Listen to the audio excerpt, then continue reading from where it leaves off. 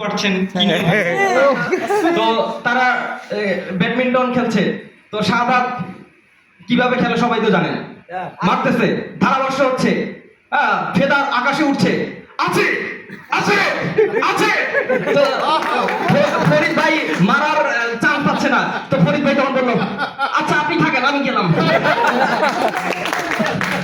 তো আমাদের next character হচ্ছে মাকসুদ ভাই। তো মাকসুদ ভাই ব্যাটিং করতে গেছে, হ্যাঁ, তো ব্যাটিং করতে গেছে, তো ব্যাটিং মানে করতেছে, বল আসছে, অনেক জোরে বল লাগছে, তারপর তার অবস্থা এরকম। তার অভিব্যক্তিটা এরকম ছিল, লাগবে আমার লাগবে রে জায়গা মতো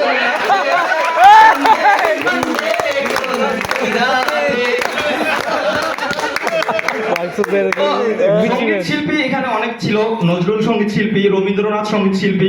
তো আমাদের মাঝে কিন্তু এক ধরনের সঙ্গীত শিল্পী আছে, আপনারা তার পরিচয় জানেন না, হয়তো জানেন কিন্তু ওইভাবে চেনেন না।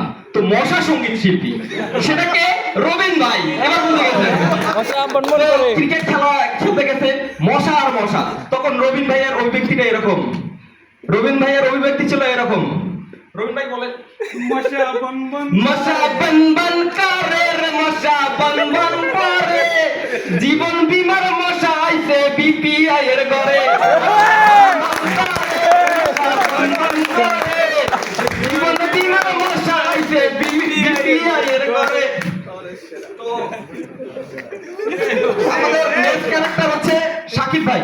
তো সাকিব ভাই হচ্ছে বাসে উঠেছে, সে এখন কুষ্টিয়া যাবে, তো এমন অবস্থায় একটা ক্যানভাস করতেছে, হকার উঠেছে, তো সে এভাবে ক্যানভাস করতেছে, বুক জলে বুক খানে কলিজার গুরহানানি করে, হজম হয় না ঘন ঘন প্রস্রাবের জ্বালা,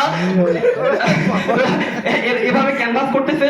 তা আমার কাছে আসেন ভাই আসেন, আমার কাছে বোতল আছে, সব সলভ হয়ে যাবে, একটি কিনলে একটি ফ্রি, একটি কিনলে একটি ফ্রি। তো সাকিব ভাইয়ের তখন উক্তি কি ছিল, সাকিব ভাই বললো তাহলে ভাই ফ্রিটা দেন।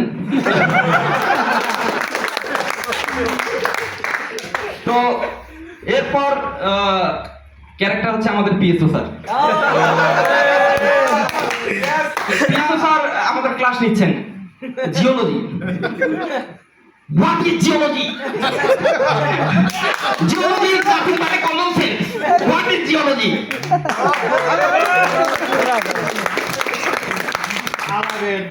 এরপর ক্যারেক্টার হচ্ছে আমাদের রাজীব দা। তো রাজীব দা পছন্দ করেছে চৌধুরী সাহেবের মেয়েকে। এখন কি অবস্থা? তো সাহস করে গেছে চৌধুরী সাহেবের কাছে, চৌধুরী সাহেব আমি আপনার মেয়েকে পছন্দ করি, তাকে আমি বিয়ে করতে চাই। তো মেয়ের বাবা তো অনেক বড় লোক, চৌধুরী সাহেব বোঝেনি, তো বলতেছে যে তুমি আমার মেয়েকে বিয়ে করবে, কি তোমার যোগ্যতা? তখন রাজীব ভাইয়ের উত্তর ছিল এরকম, বলতেছেন যে চৌধুরী সাহেব আমি বিপিআই থেকে স্পেশাল ফাউন্ডেশন ট্রেনিং করেছি।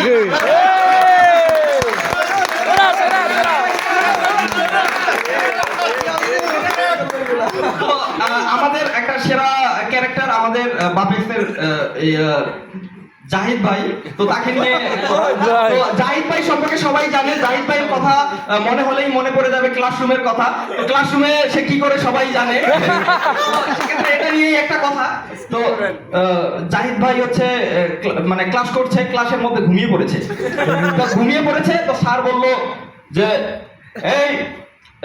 এই জাহিদ তুমি ঘুমাচ্ছ কেন, বলো তো, বলতে পারবা লর্ড কর্নওয়ালিস কে?